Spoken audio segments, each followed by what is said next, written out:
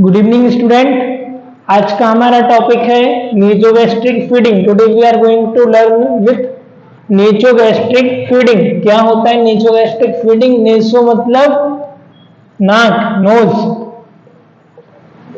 Knows, gastric मतलब liver, sorry stomach,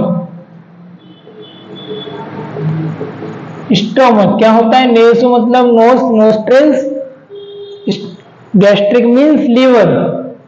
ठीक है, तो इस सबको दोनों को कंबाइन करके क्या हो जाता है? नेसोगैस्ट्रिक, राइट। और फीडिंग, फीडिंग मतलब हम उसको फीड कराते हैं। नेसोगैस्ट्रिक जो हम ट्यूब इंसर्ट करते हैं, इन शॉर्ट हम इसको क्या बोलते हैं? NG tube. NG stand for nasogastric tube means tube structure, ठीक है, सॉरी ट्यूब आपकी। फिर आपका आरटी, आरटी मतलब राइल्स ट्यूब और nasogastric tube.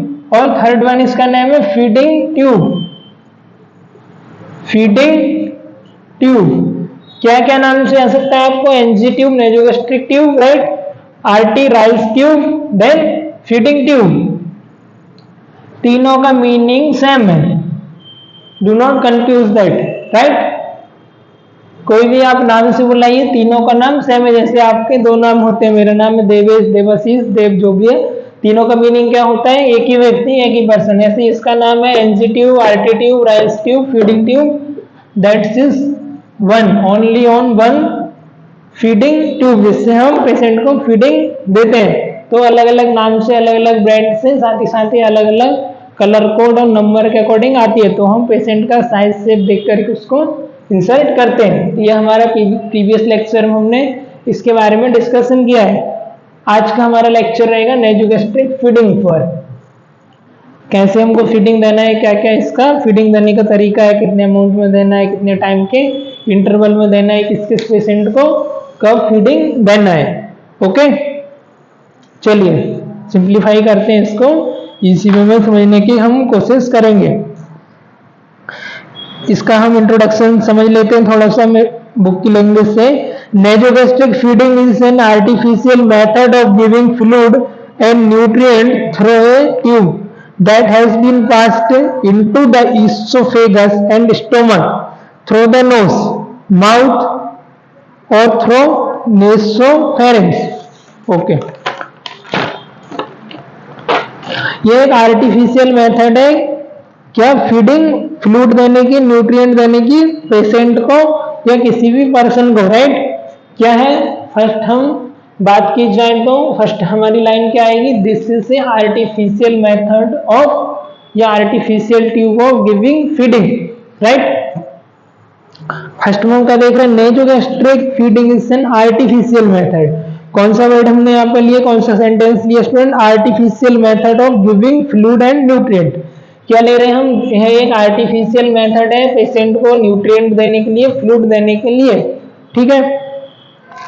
Through a tube that had been pass, एक ट्यूब होती है जिसके जरिए, जिसके द्वारा हम पेशेंट को फ्लूइड देते हैं, न्यूट्रिशन देते हैं। ये कहाँ से पास होती है? हमारी ईसोफेगस से होती हुई हमारे स्टोमक में जाती है। थ्रू द, कहाँ से जाती है? नाक से, माउथ से और नेसोफेरिंक्स, नेसोफेरिंक्स, माउथ, नोज। इसके बाद कहाँ पर जाती है? हमारे स्टोमक में जाती है, हमारे गैस्ट्रिक में जाती है, ईसोफेगस से होते हुए, राइट। क्लियर है? एक बार तो समझ लेते हैं, एक आर्टिफिशियल मेथड है पेशेंट को फ्लूइड देने के लिए, फीडिंग देने के लिए। ये एक ट्यूब होती है, आर्टिफिशियल ट्यूब होती है, जो कि हमारी नाक से लेकर के गैस्ट्रिक तक जाती है, साथ ही साथ हमारे नाक से लेकर स्टोमक में जाती है। और ये कौन कौन से रास्ते से पास होते हुए जाती है? जैसे कि हमारा ईसोफेगस हो गया, ठीक है, नेसोफेरिंक्स हो गया, ये सबसे पास होते हुए हमारे गैस्ट्रिक में जाती है। Okay, all clear? ठीक है, then we move forward. Method of administration, अब इसको कैसे फीडिंग को हमको एडमिनिस्ट्रेशन करना है, not tube administration. This is method of, we are now discuss method of feeding administration, fluid administration, right.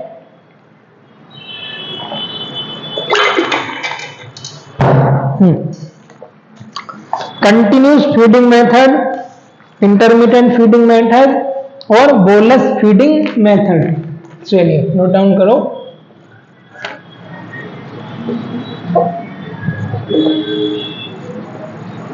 Continuous feeding method,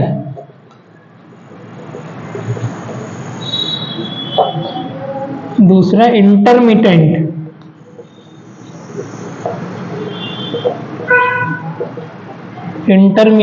feeding method, और third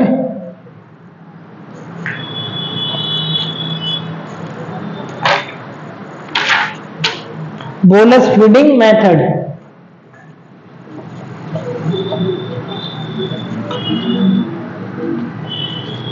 bolus feeding method.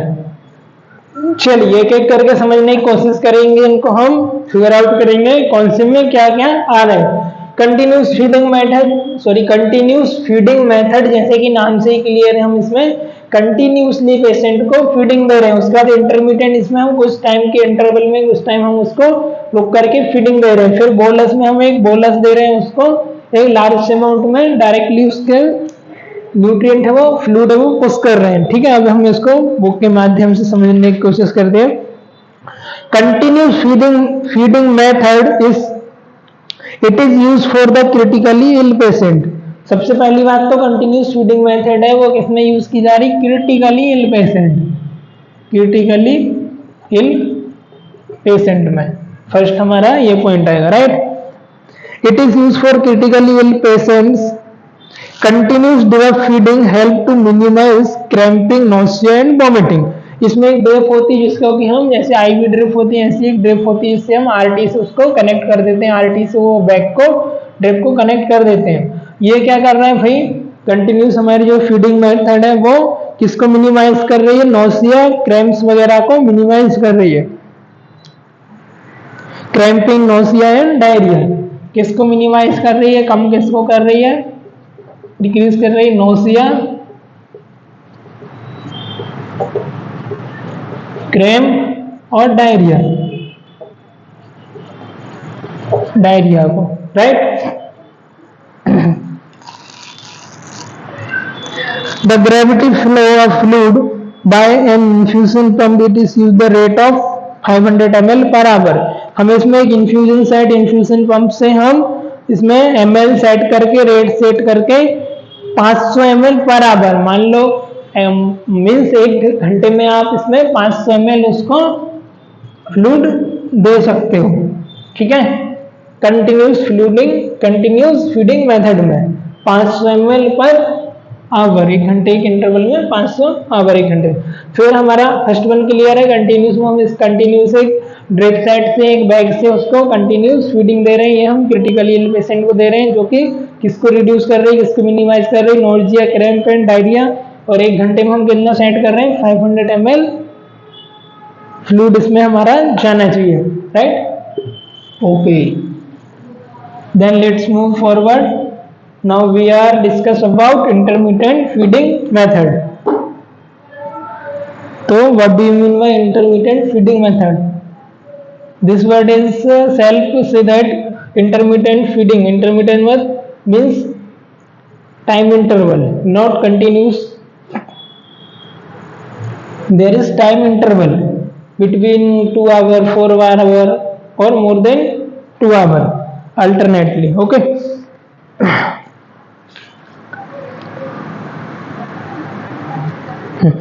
Feeding is given periodically each time 400 ml over 30 minutes.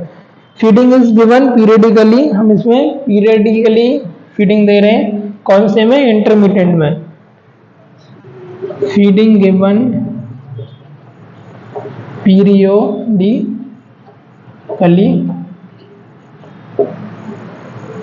Right. periodically हम इसमें feeding दे रहे हैं उसको। Each time 400 ml, each time कितना दे रहे हैं?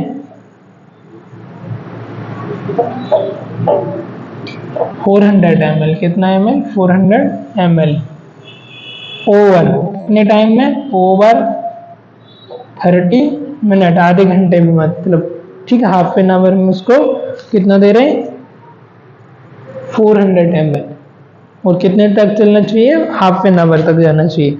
Feeding in is given periodically each time 400 ml over 30 minute, duration an hour to 5 time a day by the drip method.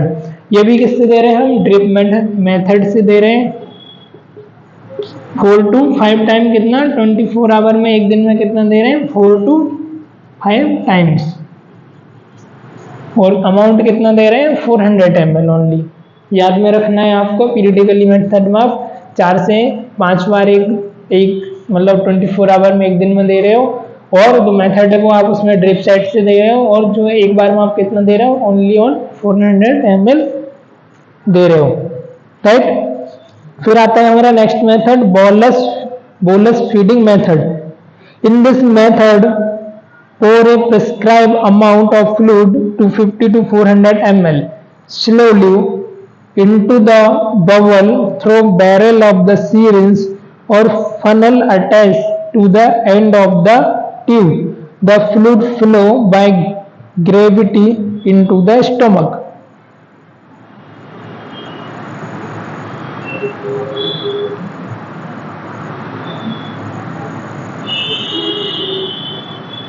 Directly जो हमारी सीरीज का जो बैरल होता है उसके थ्रू हम क्या कर रहे हैं, बैरल होता है या उसमें एक फनल एक अटैच होता है, जैसे आपने एक पिचकारी देखा होगा, एक हमारे उधर एक बलून टाइप का एक ऐसा उसमें अटैच रहता है, ठीक है।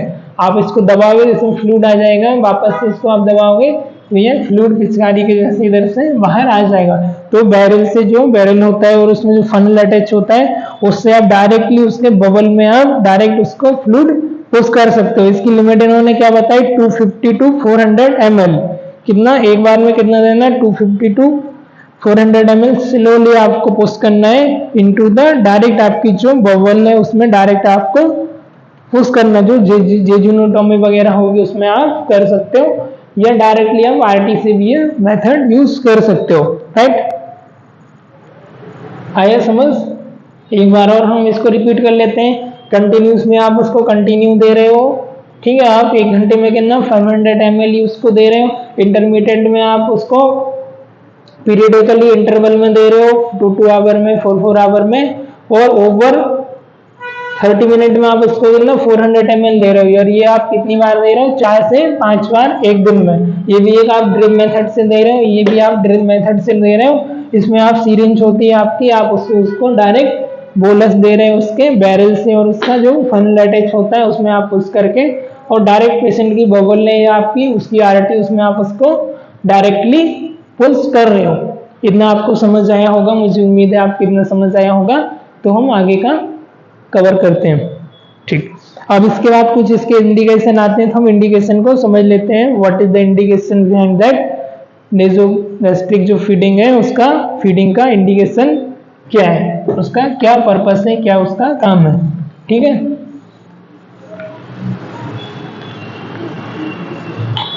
Indication of nasogastric feeding.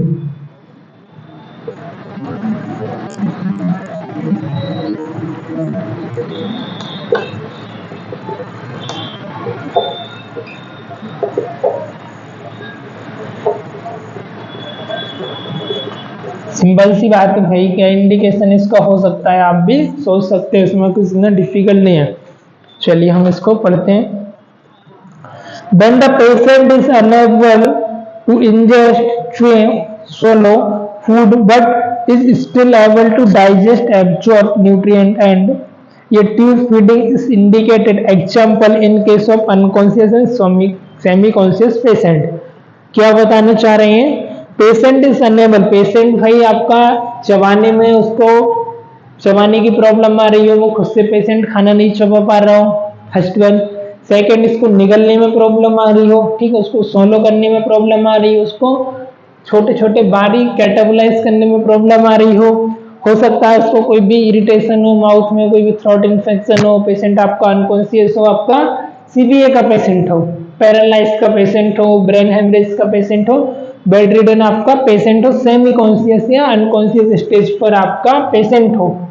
अब भाई वो खाना उसका मेटाबोलाइज तो हो रहा है, एब्जॉर्ब तो हो रहा है इंटेस्टाइन में, स्टोमक में, पर सिर्फ वो सोलो नहीं कर रहा, निगल नहीं सक रहा, चबा नहीं पा रहा है और खा नहीं पा रहा है, तो उस पेशेंट को हम क्या करते हैं, नाक से ट्यूब डालते हैं जो कि हमारी गैस्ट्रिक तक जाती है, उसके थ्रू हम उसको फीडिंग, दाल का पानी हो गया, चावल का पानी हो गया, जूस हो गया, लिक्विड हो गया, फ्रूट जूस, सूप वगैरह हो गए, वो हम उसको फीडिंग देते रहते हैं ताकि उसकी लाइफ की जो प्रोसेस है वो प्रॉपर चलती रहे, उसको न्यूट्रिएंट मिलते रहे, सेल्स टिश्यू वगैरह डिजनरेटिव ना हो।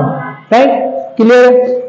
फिर हमारा सेकंड पॉइंट आता है स्टूडेंट यहाँ पर, when the patient is took when the patient is took too weak to swallow food or when the condition makes it difficult to take large amount of the food orally, example acute and chronic infection, severe burn, malnutrition and prematurity।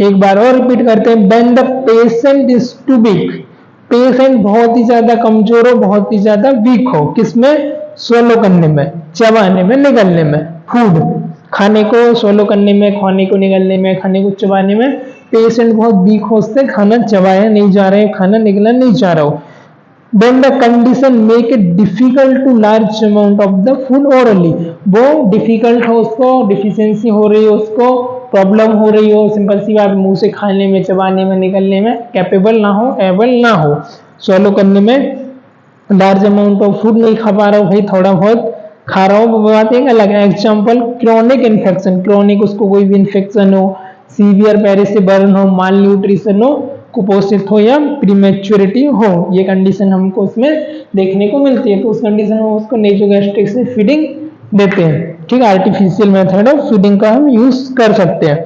फिर हमारा third one यहाँ पर आता है, when the patient is unable to retain food. Okay, example vomiting, anorexia and nervosa. किस किस condition में patient मतलब खुद से अनेबल है, रिटेन खुद से मतलब पर्टन नहीं कर पा रहा है, खुद से फूड नहीं ले पा रहा है, कंटिन्यूस उस मेथड को फूड इनटेक करने की फॉलो नहीं कर पा रहा है, क्यों, क्योंकि उसको वॉमिटिंग हो रहा है, एनोरेक्सिया, लॉस ऑफ एपेटाइट हो गया, वॉमिटिंग हो गया है, प्रॉपर हमारे एसिड, HCl, रेनिन, पेप्सिन जो डाइजेस्टिव एग्जाम में वो सीक्रेशन नहीं हो रहे हो। ठीक है, तो उस कंडीशन में भी हम उसको artificial method of feeding provide करते हैं।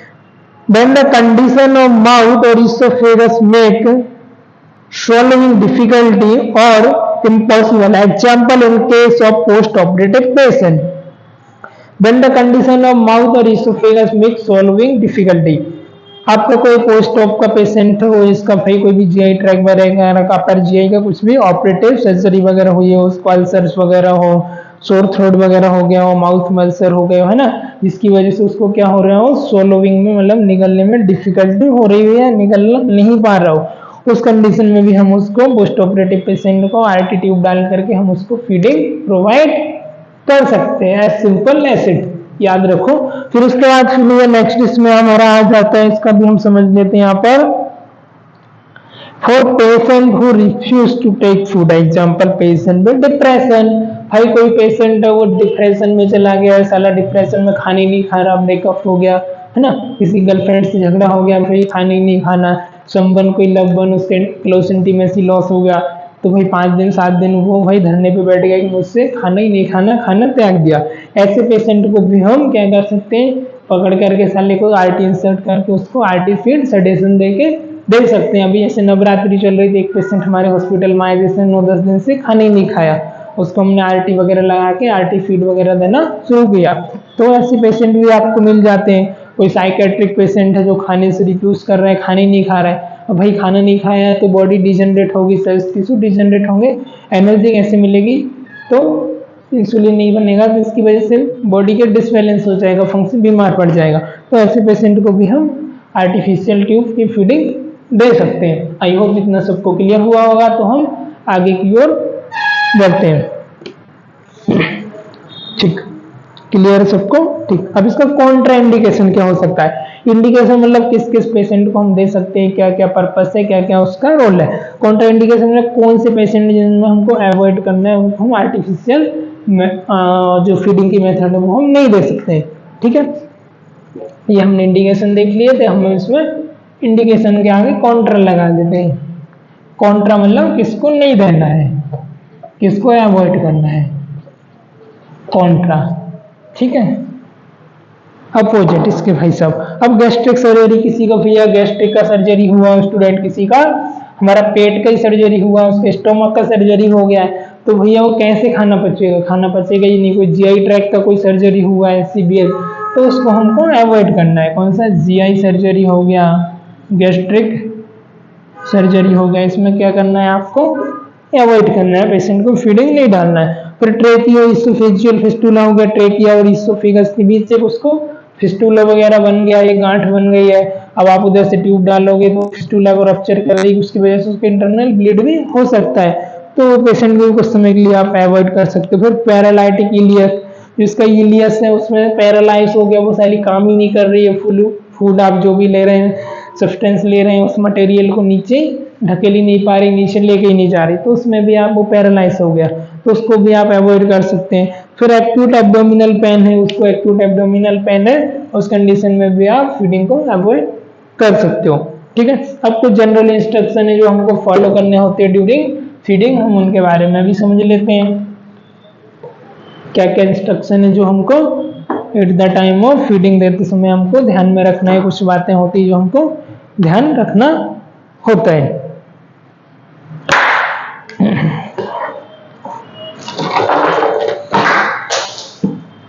सॉरी,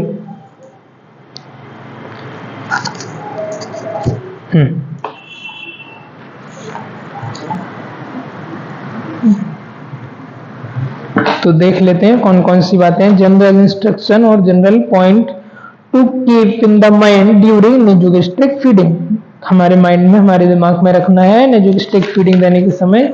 वो कौन कौन से पॉइंट है, 2, 3, 4 आवर्स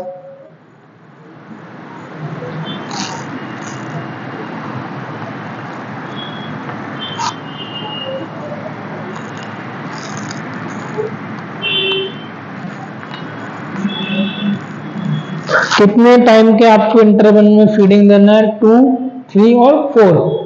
ऐसा नहीं भैया आप कंटिन्यू देते ही जा रहे 500 ml, पेशेंट का साली का पेट ही फट गया, उसकी कैपेसिटी 800 ml थी और आपने भर दिया उसको साले 2000 ml 3000 ml, तो वो जाएगा कहाँ भैया इतना, तो वो भी हमको देखना होता है कि आप अनलिमिटेड उसको देना नहीं है, आपको 2 घंटे का टाइम इंटरवल, 2 घंटे हो सकते हैं, 3 घंटा हो सकता है और 4 घंटा, condition according to condition situation आपको इतने घंटे के इंटरवल में देना है। और एक बार में आपको कितना, 150 से 300 ml से ज्यादा फ्लूइड उसको नहीं देना है। कितना, 150 से 300 ml कितना देना है।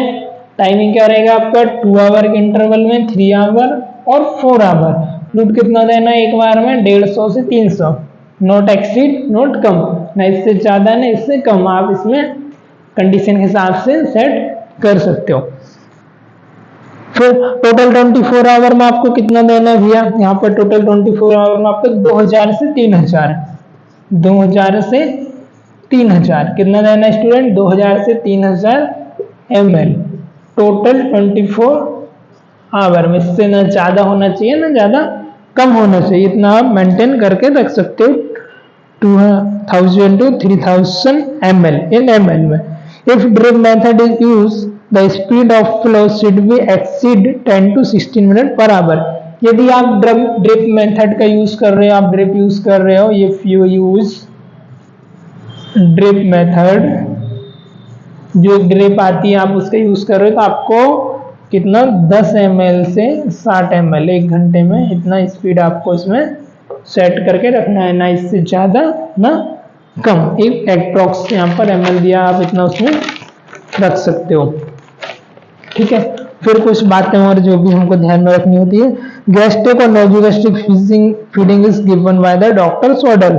जब भी डॉक्टर का कोई ऑर्डर होगा, डॉक्टर ऑर्डर करेंगे, तब भी आपको नेजुगेस्ट्रिक फीडिंग पेशेंट को प्रोवाइड करना है, अदरवाइज पेशेंट एनबीएम है तो आपको अवॉइड करना है। फिर गैस्ट्रिक और नेजुगेस्ट्रिक फीडिंग, हाँ ये हो गया। A patient is conscious explain the procedure of reassuring the patient to win his confidence and cooperation।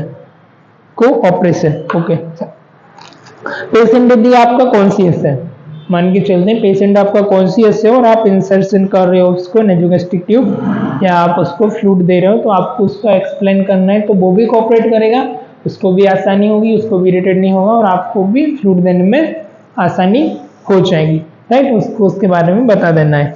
Intake and output is recorded accurately, intake और आउटपुट भी आपको एक्यूरेटली भैया साहब रिकॉर्डिंग करनी है, स्टूडेंट आपको रिकॉर्ड करना है। Most of the complications such as nausea, vomiting, distension, diarrhea, aspiration, pneumonia, asphyxia, fever, water and electrolyte imbalance. The water and electrolyte imbalance may be reflected in the change skin vital intake and output level of the consciousness, body weight, moisture and mucous membrane and serum analysis. आपको इसके साथ साथ क्या क्या है check करना है, कुछ भी उसको कॉम्प्लिकेशन तो नहीं है, नोजिया, वॉमिटिंग, डिस्टेंशन, डायरिया वगैरह, एस्पिरेशन तो नहीं है, निमोनिया, एस्फेक्सिया वगैरह तो नहीं है, या इलेक्ट्रोलाइट इम्बैलेंस तो नहीं हो रही है, भी आपको साथ ही साथ चेक करना है, आपको इन्वेस्टिगेट करना है, ठीक है। वाइटल्स वगैरह चेक करना है आपको, स्किन का कलर क्या है, म्यूकस मेम्ब्रेन का लेवल कैसा है, बॉडी वेट क्या है, मॉइस्चराइजेशन है नहीं है, सीरम इलेक्ट्रोलाइट वगैरह भी आपको साथ में चेक करके लेना है, ठीक है। Just a minute.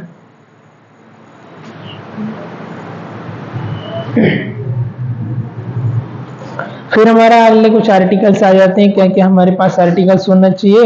एक हमारे पास ट्रे होना चाहिए, इसका क्या पर्पस है, to give mouth wash before and after feed. Mouth wash हम उसको दे सकते हैं after and before feed, feeding देने से पहले पेशेंट को माउथ वॉश दे देते हैं, बाद में दे देते हैं, उसको भी अच्छा लगता है, हाइजीन मेंटेन हो जाता है, हमको भी काम करने में अच्छा लगता है। किडनी ट्रे एक हमारे पास होना चाहिए, दूसरा हमारे पास टॉवल होना चाहिए।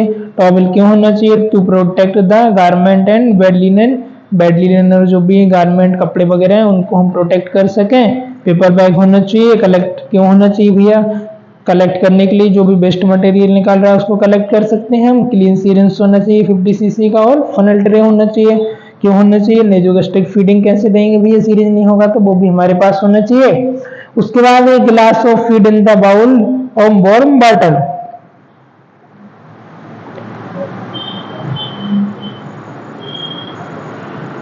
थोड़ा सा गर्म पानी हमारे पास होना चाहिए। एक बाउल में या हमारे गिलास में आपको पानी गर्म होना चाहिए, फीडिंग करने के लिए जो भी आप दे रहे हैं गिलास में उसको ले सकते हैं। To give feed the body temperature, आप बॉडी टेम्परेचर के अकॉर्डिंग उसको आप मैनेज भी कर सकते हो। यदि फीडिंग ज़्यादा गर्म है ज़्यादा ठंडा है तो आप उसको थोड़ा सा हल्का गुनगुना दे सकते हो। कॉन्शियस गिलास होना चाहिए। To measure the fluid intake, कितना आपने फ्लूइड दिया वो आप मेजर कर सकते हो। आजकल तो भैया सीरिंज में ही मार्क आ रहा है तो आप उससे मेजर कर सकते हो अपना कितना एमएल दिया है। क्लीन आपको सीरिंज करना है। After that to aspirate before giving nasogastric feeding, आपको फीडिंग देने से पहले एस्पिरेट करके देख लेना है कि आपको स्टमक में ऑलरेडी फ्लूइड तो नहीं है, ऑलरेडी उसके यदि मटेरियल है, आपको फूड मटेरियल है तो आपको नहीं देना है, ठीक है। तो आप पहले एस्पिरेट करके देख सकते हो पेशेंट को स्टमक उसका गैस्ट्रिक खाली है या फुल भरा हुआ है। फिर हम इसमें प्रोसीजर है उसके बारे में देख लेते हैं। सिंपल सा हमारा प्रोसीजर है, ऐसे रेसिड्यूशल content BR within the normal limit and placement the tube has been confirmed. Return gastric content to the stomach through syringe 5 cc using gravity to regulate flow. Separate top fill with patient's neck.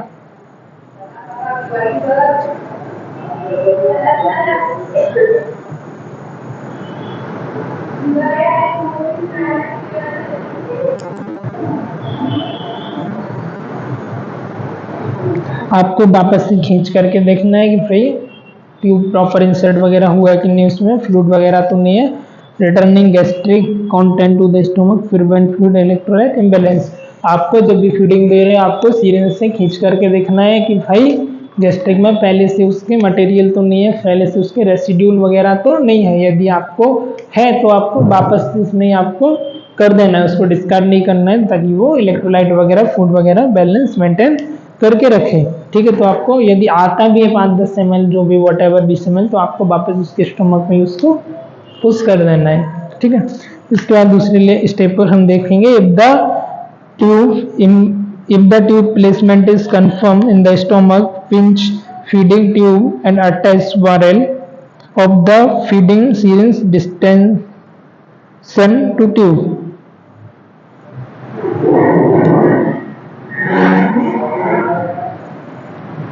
हाँ, यदि आपका proper आपका placement है, proper तरीके से आपका stomach में गया हुआ है, आपको कंफर्म हो गया, उसके बाद आपको जो सिरिंज है वो आपकी आरटी से अटैच करना है। ठीक है, उसका बाद फुल इसका क्या हो सकता है, prevent air from entering the stomach, क्योंकि स्टोमक में आपके गैस्ट्रिक में एयर ना जाए, इसके लिए आपको उसको अटैच करके रखना है। Full feeding syringe with the water and allow fluid to flow in the by gravity by rising viral above level of patient's head.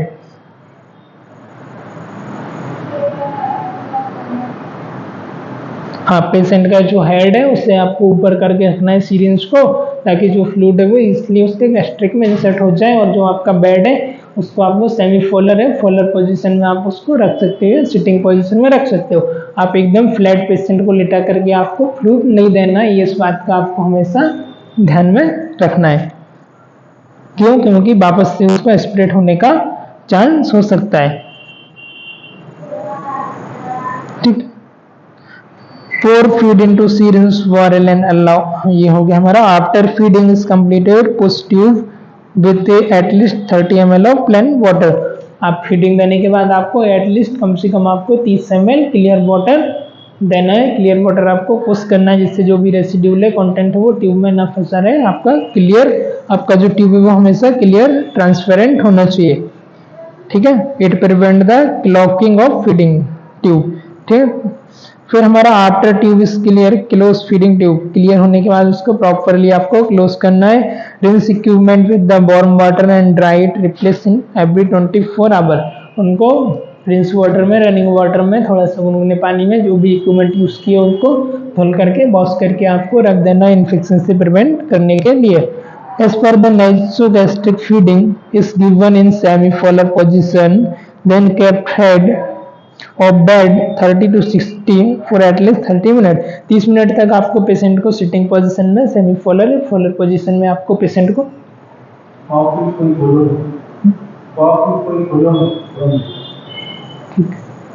पानी का कॉक है ना। हाँ लाइट बंद करो। हाँ,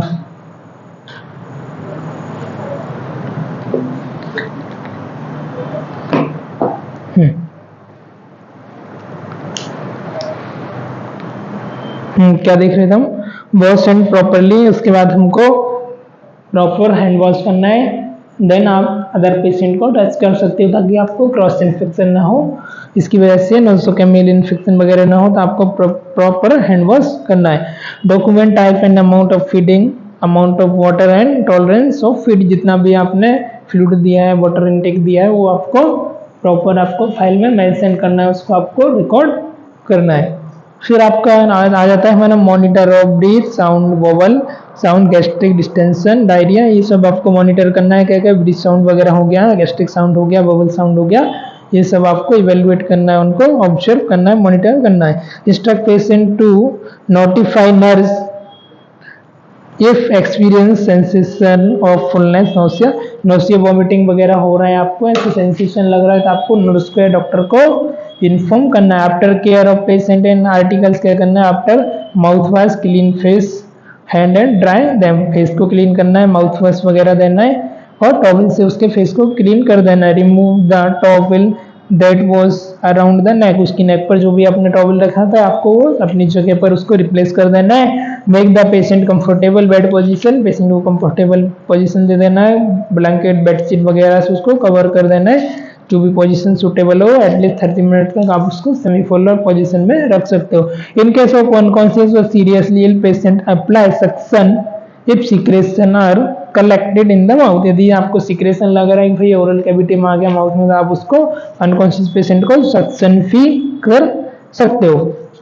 take to all the utility room, discarded the best and clean the articles, आपको soap and warm water, dry them, replace into their proper उनको प्रॉपर तरीके से वॉश करना है, उनको यूटिलिटी रूम वगैरह में भेज देना है, जो भी वेस्ट मटेरियल उसको डिस्कार्ड कर देना है और रिप्लेस अपनी जगह पर ड्राई होने के लिए रख देना है, वार्म होने के लिए रख देना है।